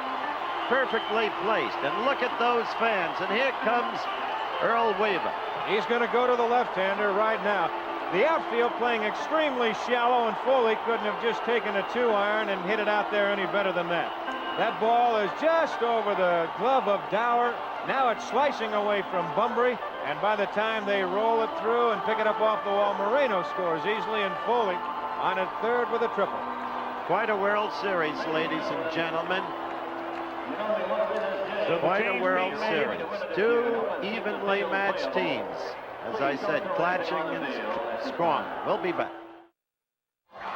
Tippy Martinez on in relief, his second appearance in the series. He worked in Game 2 Thursday night, worked an inning plus, gave up no runs and one hit, and he's brought in here to face the left-hand batting Parker to try to end the inning with 2 down. Well, they may be doing that as they lead 3-1. Chuck Tanner with his team having his backs to the wall coming in. Tim Foley, his wife, and baby. As Foley has just delivered a triple, just driving a run to the 7th. What a marvelous picture. It's as if the child understands what the daddy just did. Oh, let's go back to Baltimore. Well, they were still playing the old Camptown Races theme on radio this morning. The fans held together, and so apparently has the team. But between these two teams, this game far from over. The Cobra. Next to it, Foley's followers. Bill Mazeroski throwing out the first ball, reviving the memories of the home run he hit against Ralph Terry, the high fastball in the bottom of the 9th of the final game. Parker swings and misses 0-1. And they have visions of that all over again here in Pittsburgh. Singing "The Bucks Are Going All the Way" to the tune of Camptown Races. Parker, you see the sign in the upper deck, hit it here. He can, gets his pitch. But to hit a home run against this kid, it would be the first one since Aurelio Rodriguez hit one off him in May of '78. Since then, Martinez has not given up a home run, an incredible statistic. Big run out there at third for the Pirates. 1-1 pitch to Parker. He'll get the run in with a drive into the gap in left center field. Foley scores to make it 4-1. And Parker will stop at second with a double.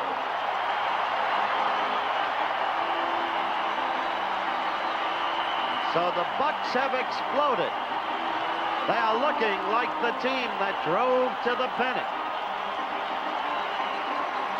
Earl Weaver spoke in his piece. I'm not a genius. If they produce my players, then I'm a genius.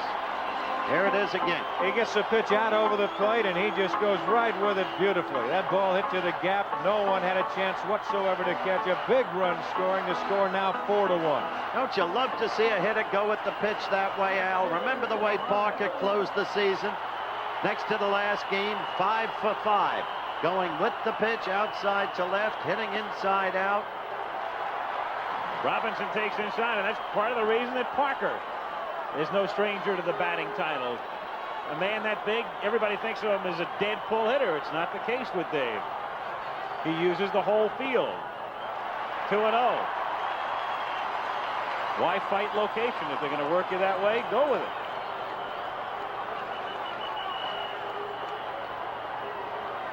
Sly Fox, he hasn't given up yet. One hopper to the sensei on a broken bat bouncer. And that'll do it in the 7th. But the Pirates come up with 2 more runs, 3 hits, and we'll go to the 8th. It's 4-1 Pittsburgh. Back after this word from our local stations. Kind of pretty, isn't it? Oh, what a sight. The sun going down. Three River Stadium. Make all the Pittsburgh jokes you want. I'll tell you, the shots we've had from overhead have been beautiful today. No Pittsburgh jokes from this quarter. No Baltimore jokes either. My feelings are known. We've had some great shots from that hill. I'll tell you, in this whole series, we've had some great shots from the guys. Well, it's altogether possible that the Twin D will be having dinner tonight at Danny's, at Pimlico Hotel, or any restaurant close to where we stay in Baltimore. But, Al, unfortunately, I want to tell you right here and now, we've enjoyed having you so much, man. You're just a professional. I appreciate that, and I know I'll be getting a suntan out in California tomorrow thinking about you with your thermals. I'm leading up to the fact that there's game number 6 as we look at a call ball to start the inning from Bly Levin to Kiko Garcia. I'm referring to the fact that Keith Jackson will be back from football and with us Tuesday night. 1-1 the count on Garcia. 92-mile-an-hour fastball from Bly Levin. And here's another big inning for Bly Levin. His team has just scored. You go back out again with a thought in mind. Shut the opposition out. Shut them down in a hurry. 2-1 the count. Jackson and Tekulve working in the Bucks bullpen. The thing to remember about Bly Levin is nobody, but nobody, has a better curve in baseball than that man. Shatters his bat, bounce down to Foley, and one shortstop throws out the other. One away. I'd like to have somebody check the record for shattered and splintered bats in a series. Well, we've had a lot of them. Here's another one that just blows up on Garcia. Now he got it out on the end of the bat, and that's going to shatter a few right there. That was a pretty pitch in the clutch. There was little the batter could do with that. Al Bunbury pinch hit for Benny Ayala in the 6th inning and fly to left. This is the man who tortures Al Bunbury. Al 3 for 35 against him on a career basis. I said the other night when I talked to Al about it, I was about to interview Bly Levin. He said, talk to him about it. If you find anything out, let me know. I need help. Well, here's a guy here. You don't want to put him on. You're up by 3, but all of a sudden you put him on and you're just asking for trouble. The 2-0 pitch, a strike at the count 2-1.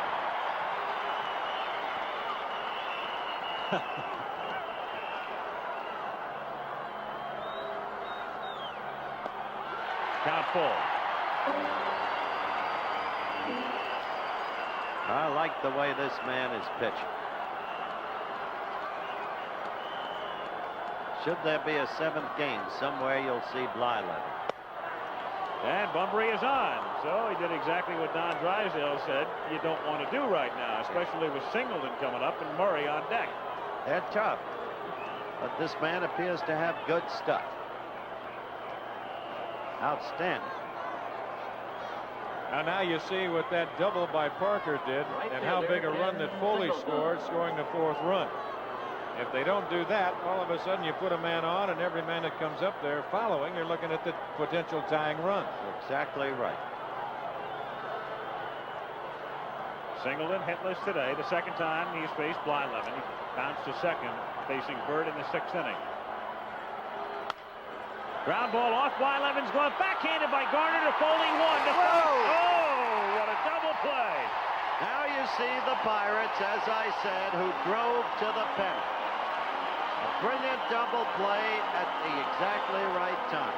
That's one of the finer double plays that you'll ever want to see. This ball hit by Singleton. Blylevin just got a glove on it. Now watch this backhanded flip by Garner. He makes the play backhanded and then just flips it in the air over the bag. Foley's there to make the catch. Bunbury coming in and Foley fighting off the runner to double him up. So the Orioles are gone in the top of the 8th, and the Bucks come up with a score. Pittsburgh 4, Baltimore 1. Well, they talk about the game of baseball being a game of inches. And this is exactly what Blylevin just tipped the ball. I don't know whether that Garner could have got that ball if he does not tip it. And look at that flip back to Foley. And they double up Singleton easily. And boy, that's a key double play. Otherwise, you've got the tying run at the plate in Eddie Murray. Well, it all comes into focus. This is a great World Series. It has been from the beginning. Willie Stargell and Mrs. Willie Stargell.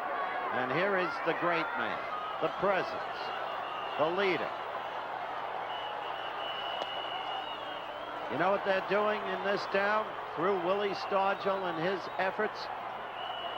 They're building a great new Willie Stargell Foundation.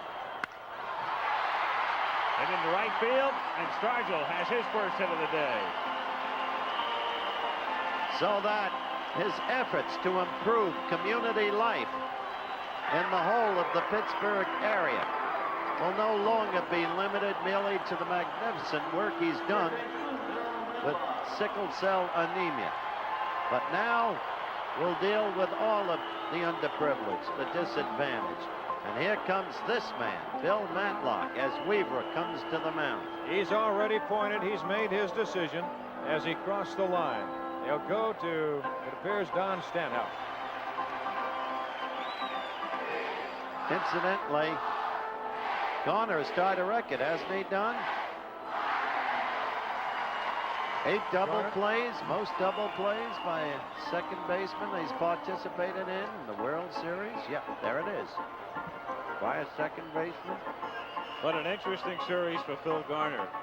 Yes. Sets a fielding record on one hand, the GOAT in Game 1 on the other hand.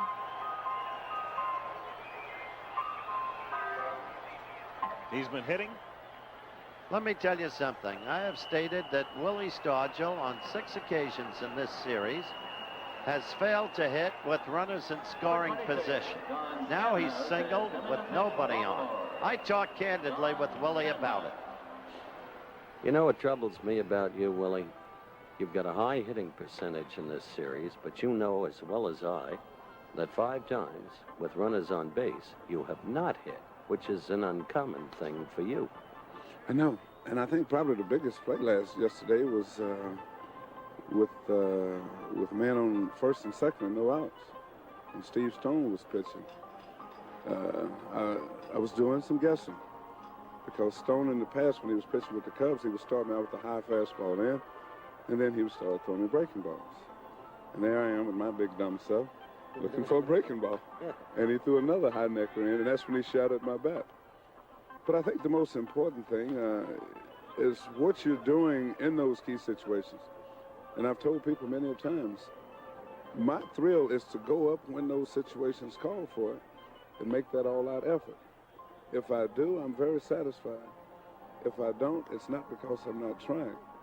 And believe me, no one tries to do the things that needs to be done more so than I, because I enjoy and I compete with myself more than I do anything. So baseball is very simple. Either you do or you don't. And I didn't the 5 times that you're referring to. What a marvelous man. You talk about candor. You talk about maturity. The man is a presence in this city. Wilbur Darnell Stargell, the captain of the Bucks, as you look at Bill Madlock, who is 3 for 3 today. Drove in the go-ahead run in the 6th inning. The Pirates lead it 4-1.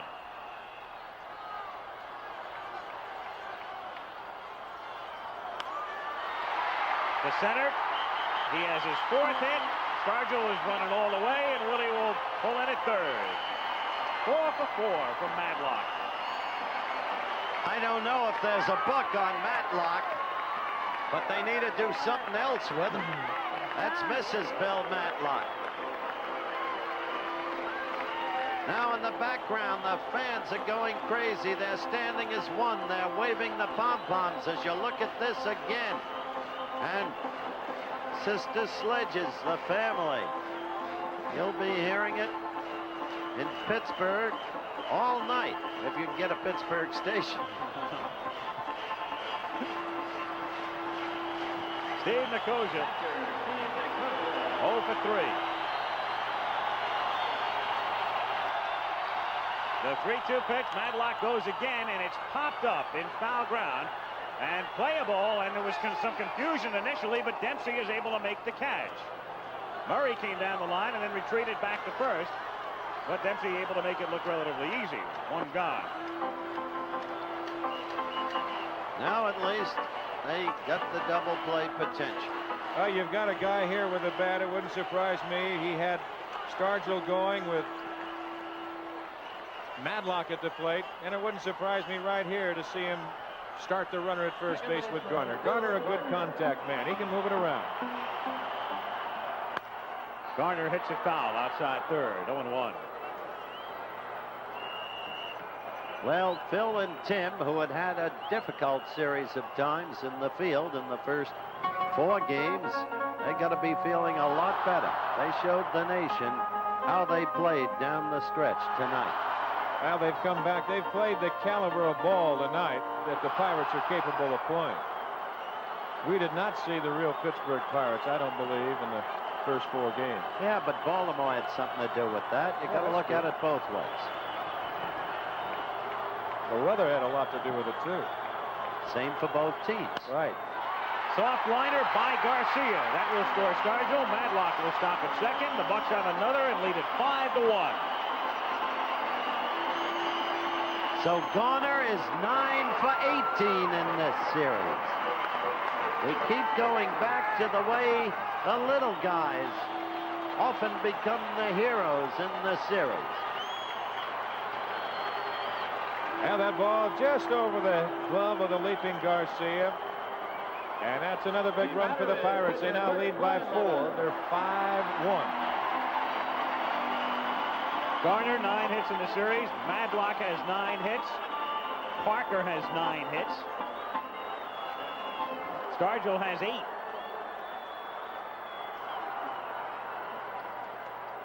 A dozen today for the Pirates, and now 60 in the series.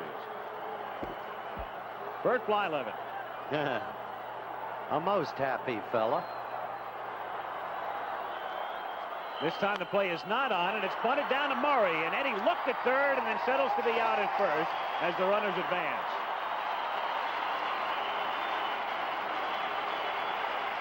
So Bert Blyleven, successful in his sacrifice.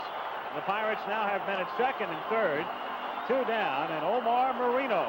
You see manager Chuck Tanner and the kitten, Harvey Haddix, Pat Blyleven. He has become the Bucks' most compelling pitching figure, and he's doing more than that when he bunts like that, sacrifices. Boy, that's such a great help. A pitcher that can help himself out when someone puts a piece of wood in his hand. Not only sacrificing if he can make contact. Marino getting walked here, so they'll pitch to Foley and play the percentages righty against righty. The 2-2 pitch. Foley hits a bouncer toward the middle. Garcia has it skip away from him. 1 run scores, and here comes Garner. He scores, and it's 7-1.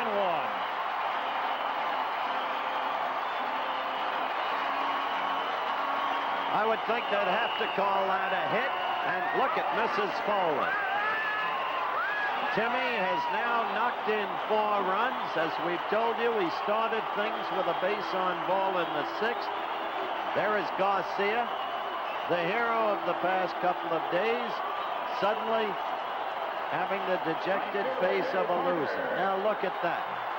That's going to be a tough play for Kiko, although he could have made the play. He had to go far to his left. He had to play it on the short hop, which was a little bit to his advantage. It didn't catch him on an in-between hop. He just couldn't make it.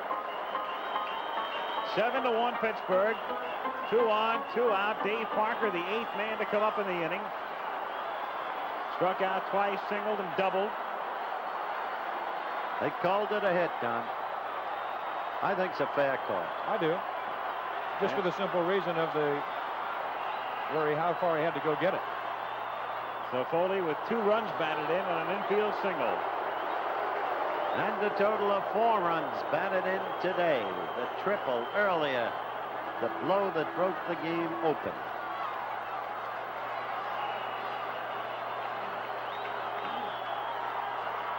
They throw to first on a set play, and it's a wild throw that winds up in the seats. So Garcia is moving back of second base. Stanhouse looking there and then going to first to try to catch the back man napping and threw it away. And I believe that got Foley in the batting helmet. Here you see Murray trying to sneak in behind. Foley's okay, but that got him in the helmet. Tanner and Tony Barterone got him in the side of the helmet and ricocheted all the way into the seat. Thank goodness for the helmet. Marino moving over to third. Foley scratching his head. You can't blame him. You gotta did more net to get Foley out of there, I'll guarantee you. Can't you see these guys all fired up now, the Bucks? The error charge to Stanhouse. Another walk, Parker. Robinson on deck. And we'll see if Tanner might want to counter with Milner.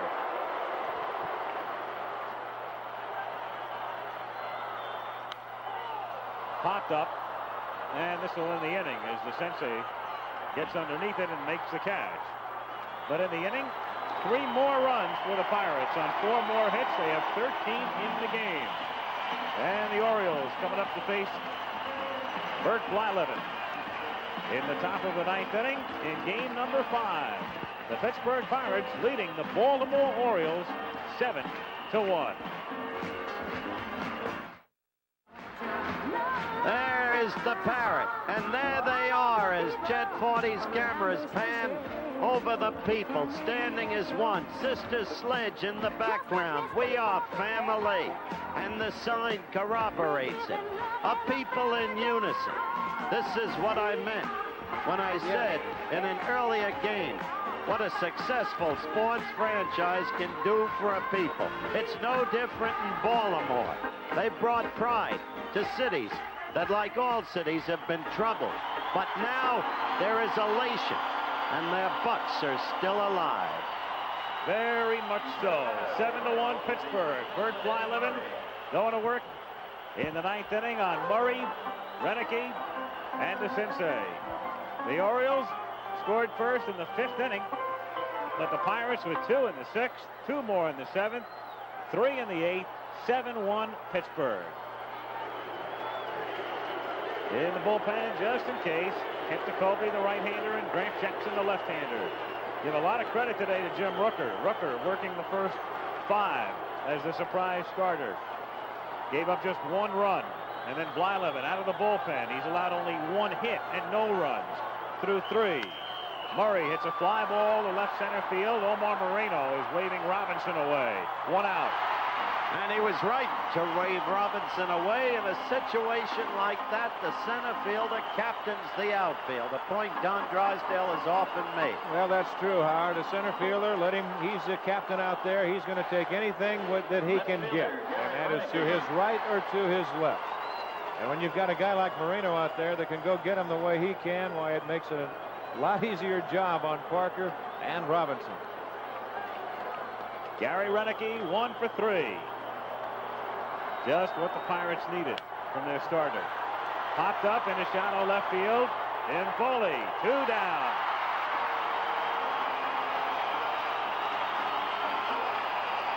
So we're on the verge of going back to the city by the bay. The other bay, the Chesapeake Bay. And don't forget tonight, a special Sunday night edition of NFL football with the Dallas Cowboys and their great weapons against the Rams and their great defense. And tomorrow night, the Minnesota Vikings. Holy Foley is what the sign says. Tomorrow night, the Vikes being held together by the wizardry of Bud Grant against the Jets. On average, going into today's games, the best running team in the NFL. Doug DeCense hits it deep but foul down the left field line and out of play. He got all of that, just hooked it. That had plenty of home run depth. Oh, look at that. What a shot. Billy Sullivan, our cameraman up there, taking these shots all day long from our helicopter. Boy, that's beautiful, isn't it? The 1-2 to DeCense is hitting the left field, and Robinson coming on has to short hop it. So the Orioles stay alive barely on a single to left by DeCense, and John Lowenstein will come up to pinch hit for Dower. The Orioles, number 38, John Lowenstein, will bat for Mr. Dower. Let me tell you something about that man, Bly Levin. Again, to show you the nature and character of the people on these two teams. For the second year in a row, Bert and his wife, Patty, gave the Pirates a $1,000 check each month of the baseball season to buy tickets. Lowenstein hits it into right field, and Parker is able to keep it from going to the wall and get it back in. And Lowenstein has suddenly come hot. And his bought running tickets for others to attend the Bucks game. Really a remarkable thing. He's trying to close him out here as Terry Crowley, who delivered the other 2-run double yesterday, comes up to pinch hit for Dempsey.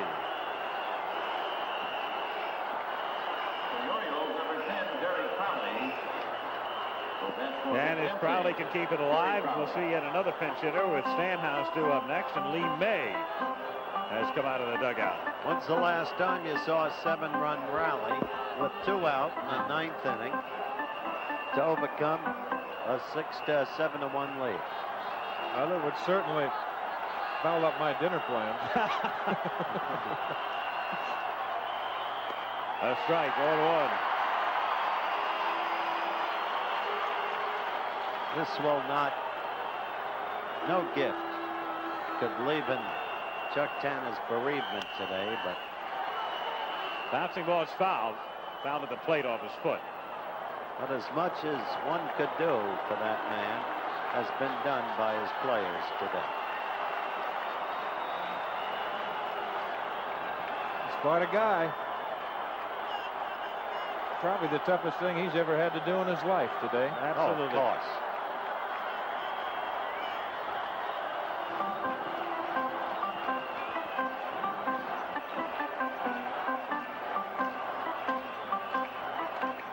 Crowley with a new bat, the count, no balls and 2 strikes. Again, Blyleven within 1 strike of closing out the Orioles in game number 5.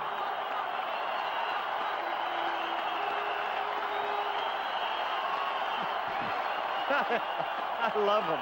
Sensational. 0-2 pitch. Is hit in the air to left field. This should do it. Robinson says, I'll take care of it. And they go back to Baltimore. The sign reads, there was no doubt about it. And Timmy Foley will remember this day. But that man may be above all. And Bert Blyleven. There's Timmy. And the signs again come into evidence. The fireworks go off. The Bucks are still alive. There have been a lot of great World Series. The one between the Reds and the Red Sox, memorable. Cards and Tigers. But I think they're going to remember this one, too. Rooker responds with 4 no-hit innings and only 1 run in 5. All I was hoping to do, said Rooker, was keep us in the ballgame. Exactly what he did. Meanwhile, Mike Flanagan was doing even better until the 6th, when the Bucks tied him. And then a decision to pitch to Bill Madlock untied him.